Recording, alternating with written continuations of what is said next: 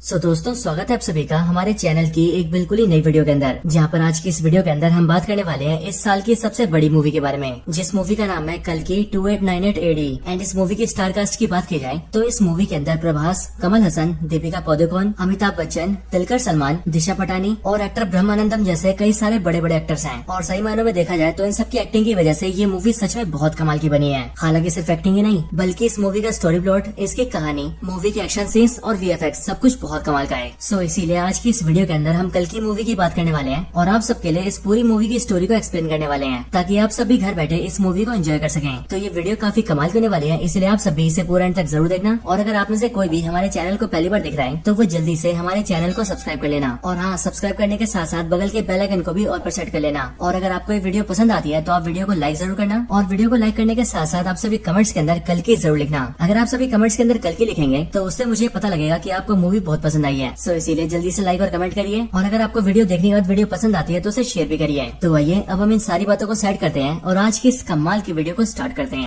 तो कल्कि मूवी की स्टार्टिंग होती है आज से कई हजार साल पहले से, बिल्कुल उस टाइम से जिस टाइम पर महाभारत का वॉर चल रहा था। और इसीलिए महाभारत के वॉर के अंदर हम ये देखते हैं कि पांडवों की सेना ने कौरवों की सेना को हरा दिया होता है। इसीलिए अश्वत्थामा को छोड़कर बाकी सारे लोग मारे जाते हैं। एंड यहीं पर ही हम ये देखते हैं कि महाभारत के टाइम में अश्वत्थामा और कोई नहीं बल्कि अमिताभ बच्चन होते हैं। वॉर के अंदर अश्वत्थामा जब ये देखते हैं कि पांडवों ने न सिर्फ उनके सारे दोस्तों कौरवों को मार दिया है बल्कि उसके साथ ही पांडवों ने मिलकर उनके फादर द्रोणाचार्य को भी मार दिया है। और इसीलिए ये सारी चीजें देखकर अश्वत्थामा को बहुत गुस्सा आता है एंड वो सीधा ब्रह्मास्त्र को समन करता है। और क्योंकि इस टाइम पर अर्जुन के बेटे अभिमन्यु की वाइफ प्रेग्नेंट होती है, इसीलिए अश्वत्थामा अपने ब्रह्मास्त्र से सीधा उस पर अटैक करता है, जिसके बाद ही अभिमन्यु की वाइफ के पेट में जो बच्चा होता है वो ब्रह्मास्त्र के अटैक से मारा जाता है। अब इस चीज को भगवान श्री कृष्ण देखते हैं एंड इसीलिए इस चीज को देखकर लॉर्ड कृष्णा को बहुत गुस्सा आता है। और इसीलिए पहले तो वो अश्वत्थामा को काफी बीट करते हैं एंड फिर उसके बाद ही वो अश्वत्थामा को श्राप देते हैं कि अब उसे ना चाहते हुए भी जिंदा रहना पड़ेगा। और वो बेशक से मरने की भीख मांगेगा लेकिन तब भी वो जिंदा रहेगा और जब तक पूरा कलयुग खत्म नहीं होता तब तक उसकी सांसें चलेंगी। लेकिन श्राप मिलने के बाद अश्वत्थामा को ये रियलाइज होता है कि उसने बहुत ही बड़ी गलती कर दी है एंड इसीलिए वो लॉर्ड कृष्णा से कहता है कि अब वो अपनी गलती समझ चुका है, इसीलिए वो पश्चाताप करना चाहता है। और फिर ये सुनकर ही लॉर्ड कृष्णा उसे पश्चाताप करने का मौका देते हैं। यहीं पर ही लॉर्ड कृष्णा अश्वत्थामा को बताते हैं कि अब आने वाला जो युग है वो है कलयुग, और उसी कलयुग के अंदर कली होगा जो कि एक बहुत ही पावरफुल डीमन होगा और वो दुनिया को बर्बाद करके रख देगा। लेकिन फिर उसी को मारने के लिए भगवान श्री कृष्ण जन्म लेंगे, वो भी कल्कि अवतार के अंदर। लेकिन हाँ, जब कल्कि अवतार जिस माता के जरिए जन्म ले रहे होंगे, कल्कि उसी माता को जन्म लेने से रोकेगा ताकि कल्कि का जन्म न हो सके। और इसीलिए उसी टाइम पर अश्वत्थामा को उनकी मदद करनी होगी और ये मेक श्योर करना होगा कि कल्कि अवतार का जन्म हो। अब ये सब होने के बाद ही 6000 साल बीत जाते हैं और 6000 साल बीतने के बाद ही कहानी प्रेजेंट में आती है। कहानी के प्रेजेंट टाइम में आने के साथ ही हम ये देखते हैं कि महाभारत वॉर के खत्म होने के साथ ही कलयुग की शुरुआत हो गई थी। और इसीलिए इस कलयुग के अंदर जितने भी लोगों ने जन्म लिया है उन सभी लोगों ने खुद को काफी ज्यादा इवॉल्व किया, वो काफी ज्यादा डेवलप हुए और उन्होंने बहुत ही एडवांस टेक्नोलॉजी भी बना ली। और सिर्फ ये नहीं बल्कि अपने अपने बचाव के लिए उन सब ने काफी पावरफुल और एडवांस वेपन्स भी क्रिएट किए। लेकिन अब क्योंकि कलयुग के इंसानों के अंदर बहुत ज्यादा गुस्सा और नफरत है, इसीलिए अपने गुस्से और नफरत के चलते वो सब आपस में लड़ने लगे, जिसके रिजल्ट में उन सबके बीच वॉर छिड़ गई। एंड उन सारी वॉर्स के अंदर उन्होंने न सिर्फ एक दूसरे को मारा बल्कि एक दूसरे को मारने के साथ ही उन्होंने पूरी दुनिया को भी बर्बाद कर दिया। इसीलिए प्रेजेंट टाइम के अंदर हम ये देखते हैं कि अब पूरी दुनिया डिस्ट्रॉय हो चुकी है और इसीलिए पूरी दुनिया के अंदर सिर्फ एक ही ऐसा शहर है जो कि इस टाइम पर जीने लायक है और उस शहर का नाम है काशी, जो कि इंडिया के अंदर है। इसके साथ ही यहीं पर हम ये भी जानते हैं कि असल में काशी दुनिया का पहला शहर भी है, यानी कि जब मानव सभ्यता बसना शुरू हुई थी तब उस टाइम पर काशी सबसे पहले बसाया गया था। यहाँ पर हमें पता लगता है कि काशी शहर को छोड़कर पूरी दुनिया के अंदर ऐसा कोई भी शहर नहीं है जो कि जीने लायक है, क्योंकि वो सारी जगहें बर्बाद हो चुकी है। हालांकि यहाँ पर हम ये भी जानते हैं कि काशी के अलावा एक और ऐसा शहर है जो कि जीने लायक है और उस शहर का नाम है शंबाला। लेकिन हाँ, मूवी के अंदर बहुत ही कम लोग ये जानते हैं कि शंबाला शहर कहाँ पर है। स्पेशली इसके बारे में सिर्फ वही लोग जानते हैं जो कि शंबाला में रहते हैं। अब मैं आप सबको इन रियलिटी बताऊं तो एक्चुअल रियलिटी के अंदर शंबाला नाम का कोई शहर नहीं है। लेकिन हाँ, अगर बुद्धिस्ट रिलीजन की माने तो बुद्धिस्ट लोग ऐसा मानते हैं कि शंबाला नाम का एक शहर एग्जिस्ट करता है और उनकी मान्यताओं के मुताबिक ये शहर हिमालयस के अंदर है, बट एक्चुअल में इसके बारे में कोई नहीं जानता है। और इसीलिए जिस तरह से इन रियलिटी शंबाला एग्जिस्ट करता है ठीक उसी तरह से इसे मूवी में भी दिखाया गया है, क्योंकि मूवी में भी शंबाला शहर के बारे में कोई भी नहीं जानता है और ये भी एक छुपी हुई शहर है जिसका लोकेशन बहुत कम लोगों को पता है। अब काशी शहर के अंदर हम ये देखते हैं कि काशी के अंदर कई सारे लोग हैं और उन सब में से कुछ लोग अमीर हैं और बाकी सब लोग गरीब हैं। और इसीलिए जो भी लोग गरीब हैं उनकी जिंदगी बहुत बुरी है। इसके साथ ही काशी शहर के मिडिल एरिया के अंदर एक कॉम्प्लेक्स नाम की बहुत बड़ी जगह है जो कि देखने में एक उल्टे से ट्रायंगल जैसा दिखता है, लेकिन ये कॉम्प्लेक्स नाम का ऑब्जेक्ट काफी ज्यादा बड़ा है और इसके अंदर खाना, साफ पानी, साफ एयर, अच्छे कपड़े, अच्छे घर पेड़ पौधे, साफ नदियाँ, साफ जंगल और इस तरह की सारी चीजें हैं। एंड इसीलिए जो भी अमीर लोग हैं वो सब लोग इसके अंदर रहते हैं। हालांकि इस कॉम्प्लेक्स को काफी सिस्टमेटिकली तरीके से चलाया जाता है और जो इस पूरे कॉम्प्लेक्स को रूल करता है उसे सुप्रीम कहा जाता है। पूरा नाम कहे तो सुप्रीम यास्किन। अब ये जो सुप्रीम यास्किन है ये न सिर्फ पूरे कॉम्प्लेक्स को रूल करता है बल्कि इसके साथ ही सब कुछ को मैनेज करने के लिए इसके पास खुद की आर्मी भी है, जिस आर्मी के सोल्जर्स इसके कहने पर सारे काम करते हैं। और इन सारी आर्मी को मैनेज करने के लिए इसके पास एक कमांडर भी है, जो कमांडर ही आर्मी को ऑर्डर्स देता है। इसके साथ ही हम ये भी जानते हैं कि पूरे कॉम्प्लेक्स से लेकर पूरे काशी शहर के अंदर कोई डॉलर या फिर रुपीस जैसी करेंसी नहीं चलती, बल्कि यहाँ पर जो चलता है उसे यूनिट्स कहते हैं और ये यूनिट्स ही यहाँ के पैसे के बराबर है। और इसीलिए जो भी रिच आदमी इस कॉम्प्लेक्स के अंदर रहना चाहता है उसे यहाँ पर आने के लिए 1 मिलियन यूनिट्स देने पड़ते हैं। यानी कि सिंपली 1 मिलियन यूनिट्स दीजिए और फिर उसके बाद से आप कॉम्प्लेक्स के अंदर रह सकते हैं। लेकिन 1 मिलियन यूनिट्स का मतलब है 10 लाख यूनिट्स, और इतने ज्यादा यूनिट्स किसी गरीब आदमी के पास नहीं है, इसीलिए उन सबको कॉम्प्लेक्स के बाहर रहना पड़ता है। लेकिन हाँ, वो सब भी कॉम्प्लेक्स के अंदर जाने का सपना जरूर देखते हैं। अब इसके बाद ये एंट्री होती है हमारी मूवी के मेन हीरो की, यानी कि रेबल स्टार प्रभास की, जिनके कैरेक्टर का इस मूवी के अंदर नाम है भैरवा।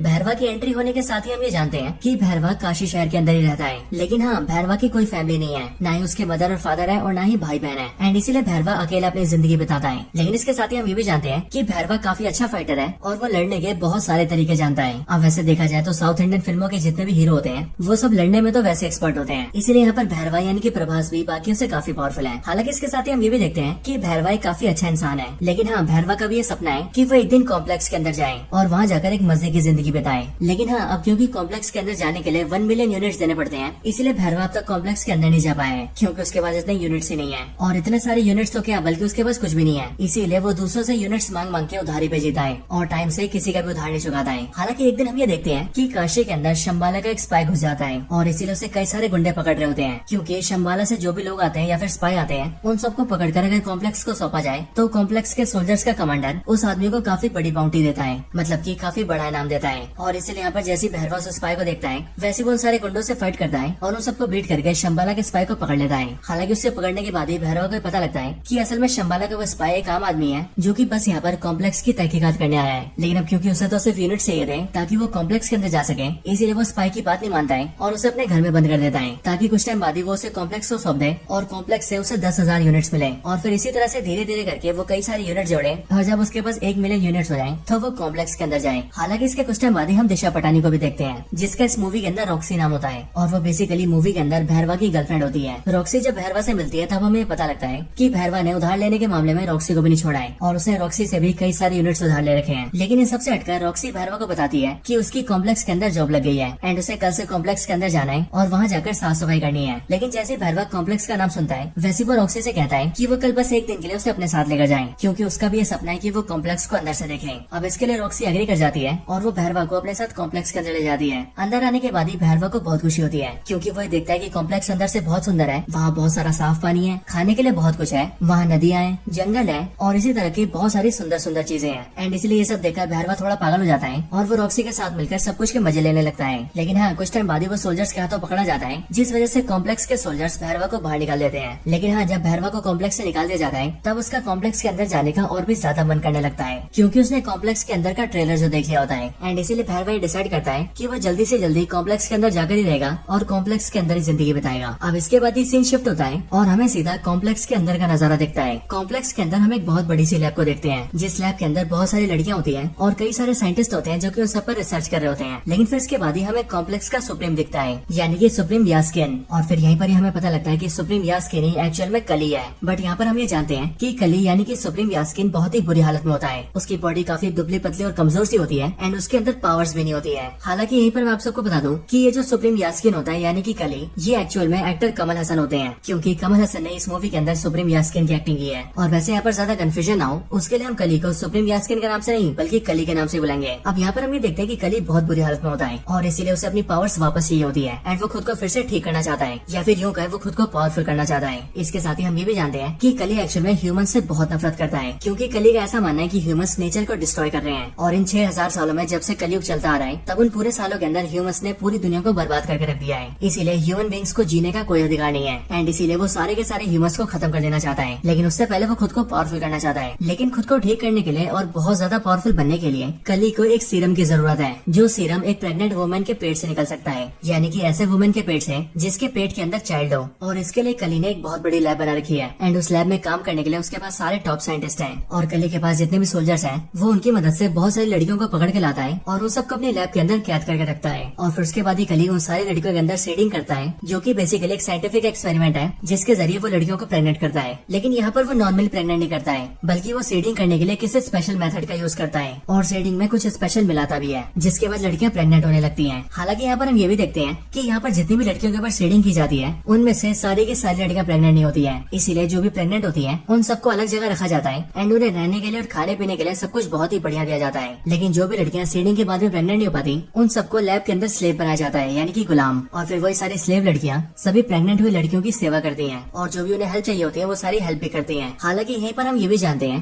कि कली को जिस सीरम की जरूरत है, वो सीरम उसी प्रेग्नेंट लड़की के पेट से निकल सकता है जो कि 121 डेज से ज्यादा टाइम से प्रेग्नेंट हो, यानी कि वो कम से कम 4 महीने के प्रेग्नेंट हो। लेकिन यहाँ पर हम ये देखते हैं कि कली की सीडिंग की वजह से यहाँ लैब में जितनी भी लड़कियों को प्रेग्नेंट किया जाता है, वो सभी लड़कियां 90 या फिर 91 डेज से ज्यादा जी नहीं पाती हैं। मतलब कि उन सबकी 3 महीने में ही मौत होने लगती है। लेकिन तब भी कली लगातार लड़कियों के ऊपर सीडिंग करवाता रहता है ताकि एक न एक दिन उसे ऐसी लड़की मिले जो कि 121 डेज से ज्यादा टाइम तक प्रेग्नेंट हो, और जिस दिन ऐसा हुआ उस दिन उसे सीरम मिल जाएगा। अब इन सब के बाद यहीं पर ही हम दीपिका पादुकोण को देखते हैं, जो कि लैब के अंदर कैप्चर की हुई लड़कियों में से एक होती है। लेकिन हाँ, यहाँ पर हम ये देखते हैं कि दीपिका पादुकोण प्रेग्नेंट नहीं होती है, बल्कि वो उन लड़कियों में से एक होती है जो कि सीडिंग के बाद भी प्रेग्नेंट नहीं हो पाई थी एंड इसीलिए वो यहाँ पर एक स्लेव की तरह काम करती है और जो भी प्रेग्नेंट है उन सबकी हेल्प करती है। इसके साथ ही हमें ये भी पता लगता है कि दीपिका पादुकोण जब बहुत छोटी थी तब उसी टाइम पर उसके पेरेंट्स ने उसे कॉम्प्लेक्स के अंदर भेज दिया था, इसीलिए वो बचपन से यहाँ पर है। इसके साथ ही उसका जो नाम है वो यहाँ पर सम 80 रखा गया है, यानी कि SUM सम और 80। हालांकि कुछ दिनों के बाद ही हम ये देखते हैं कि एक्चुअल में दीपिका पादुकोण यानी कि सम 80 प्रेग्नेंट है और उसे प्रेग्नेंट हुए टोटल 5 महीने हो चुके हैं, यानी कि 150 डेज से भी ज्यादा। और सच में ये बहुत ही बड़ी बात थी,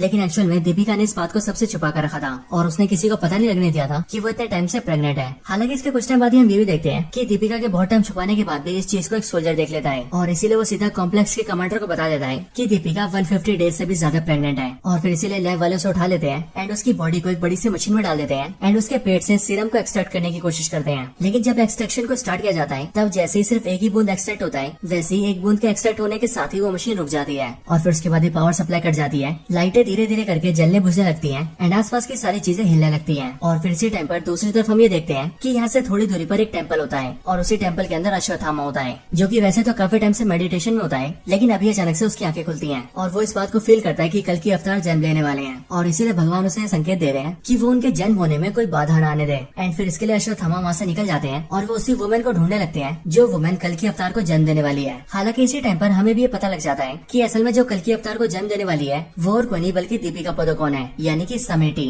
इसके बाद ही हम कॉम्प्लेक्स में देखते हैं जहाँ पर सिर्फ एक बूंद सीरम के निकलने के बाद ही एक्सट्रैक्शन रुक गया था। लेकिन फिर इसके अगले पल ही हम ये देखते हैं कि जिस मशीन के अंदर दीपिका होती है, उसी मशीन के अंदर उसकी एक फ्रेंड आ जाती है जो कि दीपिका की तरह एक स्लेव थी और वो दीपिका को वहाँ से निकाल लेती है एंड वो एक खुफिया रास्ते से होते हुए काफी नीचे आ जाती है। वहाँ पर आने के बाद ही वो दीपिका को बताती है कि वो असल में शंबाला के एक स्पाई है एंड वो पिछले 2 सालों से कॉम्प्लेक्स के अंदर है और यहाँ आकर वो सारी इन्फॉर्मेशन इकट्ठा कर रही है ताकि वो सबके बारे में शंबाला शहर के अंदर बता सके। नीचे लाने के बाद ही वो दीपिका को गेट के पास ले आती है और वो दीपिका को बताती है कि यहाँ पर एक खुफिया गेट है जहाँ से वो लोग कॉम्प्लेक्स से बाहर निकल सकते हैं। इसके साथ ही वो ये भी बताती है कि उसने अपने कुछ दोस्तों को सिग्नल देकर वहाँ पर बुला लिया है और इसलिए वो चाहती है कि दीपिका वहाँ से निकल जाए, जिसके बाद उसके दोस्तों से सीधा शंबाला ले जाएंगे और वहाँ पर वो सुरक्षित रहेगी। हालांकि दीपिका से ये पूछती है कि वो आखिर ये सब क्यों कर रही है, जिस पर वो दीपिका को बताती है कि असल में शंबाला एक काफी पवित्र शहर है एंड वहाँ पर हम सबका ये मानना है कि एक औरत भगवान को जन्म देगी, यानी कि कल की अवतार को, जिसके बाद ही वो कल की अवतार सारे इंसानों का भला करेंगे। और इसी उम्मीद पर हमारा पूरा शंबाला शहर जी रहा है एंड मुझे ऐसा लगता है कि तुम ही वो औरत हो जो कि भगवान को जन्म देने वाली है, इसीलिए मेरा कर्तव्य है कि मैं तुम्हारी जान बचाऊं। इसके बाद वो दीपिका से कहती है कि वो यहाँ से बाहर निकल जाए और उसके पीछे सोल्जर्स न आए, इसीलिए उन्हें रोकने के लिए वो यहाँ पर रुकेगी। ये सुनकर दीपिका वहाँ से बाहर आ जाती है और बाहर आने के बाद ही वो देखती है कि उसके सामने शंबाला के 3 और एजेंट्स होते हैं जो कि दीपिका को ले जाने के लिए एक बड़ी सी गाड़ी लेकर आए होते हैं। वो तीनों जल्दी से दीपिका को बैठाते हैं और उसे लेकर वहाँ से निकल जाते हैं और जल्दी से जल्दी शंबाला पहुँचने की कोशिश करते हैं। हालांकि इसके बाद ही हम कॉम्प्लेक्स में ही देखते हैं कि कमांडर को पता लग जाता है कि सम 80 वहाँ से निकल चुकी है और इसीलिए वो अपने सारे सोल्जर्स को उसके पीछे लगाता है एंड सबसे कहता है कि वो उसे पकड़ कर लेकर आए। इसके साथ ही वो शहर के अंदर भी अनाउंस कर देता है कि जो भी सम 80 को पकड़ कर लाएगा उसे इनाम के तौर पर 5 मिलियन यूनिट्स मिलेंगे। एंड इसलिए यहाँ पर हम ये देखते हैं कि इस वाले ऑफर को भैरवा भी देखता है और इसीलिए वो सोचता है कि अगर उसने सम 80 को पकड़ लिया तो उसे 5 मिलियन यूनिट्स मिलेंगे एंड देन उसके बाद वो बड़े आराम से कॉम्प्लेक्स के अंदर जा पाएगा और इसलिए वो भी दीपिका की यानी कि सम 80 की तलाश में निकल जाता है। इधर जो 3 लोग दीपिका को शंबाला लेकर जा रहे थे, हम उनके बारे में भी जानते हैं एंड यहाँ पर हमें पता लगता है कि इनके नाम वीरान और कायरा होते हैं एंड इन दोनों के साथ इनका एक और साथी होता है। और यहाँ पर हम ये भी देखते हैं कि यहाँ पर कायरा दीपिका से उसका नाम पूछती है, जिस पर वो उसे बताती है कि उसका नाम सम 80 है, पर फिर वो दीपिका से कहती है कि उसे उसका नाम सम 80 नहीं रखना चाहिए बल्कि इससे बढ़िया उसे उसका नाम सुमति रखना चाहिए। और फिर यहीं से हम ये देखते हैं कि दीपिका अपना नाम समिति नहीं बल्कि सुमति रख लेती है। हालांकि इसके कुछ टाइम बाद हम ये देखते हैं कि कॉम्प्लेक्स के सोल्जर इन्हें ढूंढ लेते हैं और इसीलिए वो लोग इन पर अटैक कर देते हैं और सुमति को वहाँ से ले जाने की कोशिश करते हैं। पर फिर उसी टाइम पर यहाँ पर एंट्री होती है अश्वत्थामा की, यानी कि अमिताभ बच्चन की, जो कि यहाँ पर जैसे आते हैं वैसे वो सारे सोल्जर्स को बीट कर देते हैं और इन सबको पेल पाल के वो सुमति को बचा लेते हैं। एंड वो सुमति से ये भी कहते हैं कि अब से वही उसकी हिफाजत करेंगे क्योंकि वो बहुत ही जल्दी भगवान को जन्म देने वाली है। हालांकि इसके कुछ टाइम बाद ही हम ये देखते हैं कि वहाँ पर भैरवा भी आ जाता है जिसने की सुमति को ढूंढ लिया होता है और इसीलिए यहाँ पर आने के बाद ही वो सुमति को ले जाने की कोशिश करता है, जिस वजह से भैरवा और अश्वत्थामा दोनों के बीच फाइट होती है। एंड इसी फाइट में अश्वत्थामा भैरवा को पटक देता है और उसे बुरी तरह से हरा देता है, जिसके बाद वो सब लोग सुमति को लेकर सीधा शंबाला निकल जाते हैं। इधर दूसरी साइड जैसे कमांडर को पता लगता है कि सोल्जर्स को सुमति मिली थी, वैसे वो अपने कई और सोल्जर्स के साथ मिलकर सीधा उसी जगह पर आ जाता है जहाँ पर भैरवा और अश्वत्थामा की फाइट हुई थी।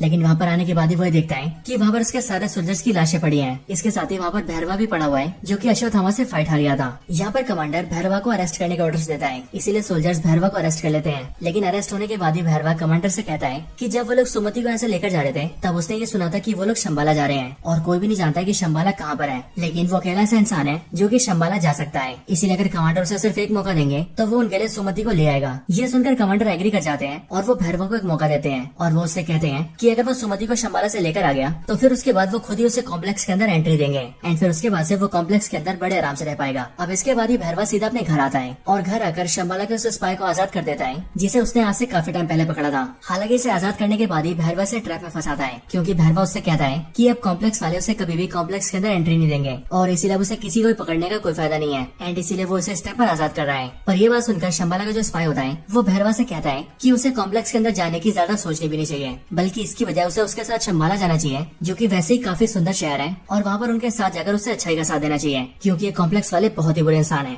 ये सुनकर भैरवा एग्री कर जाता है क्योंकि एक्चुअल में ये उसके प्लान का हिस्सा होता है और फिर वो शंबाला के उस स्पाई के साथ सीधा शंबाला जाता है एंड शंबाला के अंदर आते ही वो शंबाला के स्पाई को यानी कि अपने साथी को बेहोश कर देता है और फिर वो उसे धोखा देकर सीधा सुमति के पास जाता है और वो सीधा अश्वत्थामा को रूप ले लेता है और अश्वत्थामा के रूप में आकर वो सुमति को अपने साथ ले जाने लगता है। लेकिन बाहर आते उसे अश्वत्थामा घेर लेता है, जिसके बाद ही भैरवा और अश्वत्थामा के बीच एक और फाइट होती है। लेकिन अब क्योंकि भैरवा इस बार तैयारी करके आता है इसलिए वो अश्वत्थामा को काफी अच्छी टक्कर देता है। लेकिन इन दोनों के फाइट के दौरान ही हम ये देखते हैं कि शंबाला के पास कॉम्प्लेक्स का कमांडर अपने बहुत सारे सोल्जर्स के साथ आ जाता है और वो सीधा शंबाला पर अटैक करके अंदर घुस जाता है, जिसके बाद शंबाला के सारे सोल्जर्स भी इकट्ठा होते हैं और फिर शंबाला के सोल्जर्स और कॉम्प्लेक्स के सोल्जर्स दोनों के बीच फाइट होती है और यहाँ पर हम एक बहुत ही बड़ी वॉर को देखते हैं। लेकिन इस वॉर के अंदर कमांडर अपने सोल्जर्स के साथ मिलकर शंबाला के सारे सोल्जर्स को बहुत बुरी तरह से मार रहा होता है। इस टाइम पर ही हमें ये भी पता लगता है कि असल में अश्वत्थामा के हाथ में जो हथियार है वो एक्चुअल में उसका नहीं बल्कि कर्ण का हथियार है एंड इसीलिए यहाँ पर अश्वत्थामा के हाथ का जो हथियार होता है वो अचानक से गिरकर सीधा भैरवा के हाथ में आ जाता है। लेकिन जैसे वो भैरवा के हाथ में आता है वैसे वो हथियार चमकने लगता है और भैरवा की पावर्स भी बहुत ज्यादा बढ़ जाती है और फिर सीधा यहाँ पर फ्लैशबैक आता है और फ्लैशबैक के जरिए हमें जानते हैं कि असल में भैरवा ही महाभारत के टाइम का अर्जुन है और यहाँ पर उसकी अर्जुन वाली असली पावर्स जाग चुकी है और फिर इसके लिए भैरवा कुछ टाइम के लिए अर्जुन बन जाता है और वो सीधा कमांडर के सारे सोल्जर से लड़ने लगता है एंड फिर वो सारे सोल्जर्स को मार देता है और एंड में वो कमांडर को भी मार देता है और फिर इस तरह से वो सुमति को बचा लेता है। लेकिन फिर जैसे वो अपना हथियार छोड़ता है वैसे हम ये देखते हैं कि वो एक बार फिर से भैरवा बन जाता है, यानी कि वही भैरवा जिसे कॉम्प्लेक्स के अंदर जाना है और इसीलिए होश आते वो सीधा सुमति को उठाता है और उसे लेकर अपनी गाड़ी में बैठ जाता है और वहाँ से सीधा अपनी गाड़ी को फ्लाई करता है और शंबाला से निकल जाता है। इस टाइम पर अश्वत्थामा से रोकने की कोशिश करता है लेकिन वो भी भैरवा को रोकने में फेल हो जाता है और भैरवा सुमति को लेकर अपने साथ निकल जाता है। अब इसके बाद ही हमें सीधा कॉम्प्लेक्स का सीन दिखाया जाता है जहाँ पर हम कली को देखते हैं। अब आपको याद हो तो जिस टाइम पर सुमति का एक्सट्रैक्शन चल रहा था उस टाइम पर मशीन के बंद होने तक वहाँ पर एक बूंद सीरम को निकाल लिया गया था एंड इसलिए यहाँ पर हम ये देखते हैं कि उसी एक बूंद सीरम को सीधा कली के हाथ में दिया जाता है और फिर कली जैसे उसे लेता है वैसी सीरम के उस एक बूंद को वो अपनी बॉडी में डाल लेता है और जैसे वो एक बूंद सीरम कली की बॉडी में जाता है वैसे हम ये देखते हैं कि कली की दुबली पतली और कमजोर सी बॉडी बहुत ही पावरफुल और मस्कुलर हो जाती है और वो बहुत ज्यादा शक्तिशाली हो जाता है। और फिर इसके बाद ये कली डिसाइड करता है कि अब उसे बाकी का पूरा सीरम चाहिए और इसके लिए वो खुद ही सुमति को ढूंढेगा और उसके अंदर से सारा सीरम निकाल लेगा और जब ऐसा होगा तब कली इतना ज्यादा पावरफुल हो जाएगा कि तब उसे रोकने वाला कोई भी नहीं होगा, यहाँ तक कि भगवान भी नहीं। हालांकि दोस्तों यहीं पर ये मूवी एंड हो जाती है और इसीलिए जब इस मूवी का नेक्स्ट पार्ट आएगा तभी हमें पता लगेगा कि इसकी आगे की स्टोरी में क्या होने वाला है। लेकिन हाँ दोस्तों तब तक के लिए इसकी स्टोरी यहीं पर एंड होती है।